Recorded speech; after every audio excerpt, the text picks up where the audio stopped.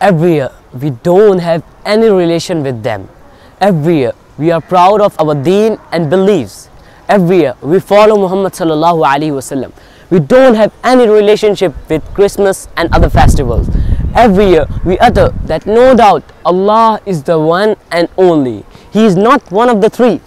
Every year, we utter that no doubt Allah didn't give birth to anyone and no one has given birth to him. Every year, we utter that no doubt Prophet Muhammad sallallahu alaihi wasallam is the Prophet of Allah. No doubt Isa is the Prophet and also the servant of Allah. Christ Jesus, the son of Mary, he was the messenger of Allah, and his word which he bestowed on Mary, and a spirit proceeding from him.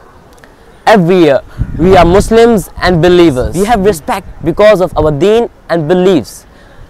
If the hopes of Christians are fulfilled from us somewhere, then our Lord is Creator, who forgives our sin and hides our weaknesses. And He will enter us in Jannah and will save us from the hellfire.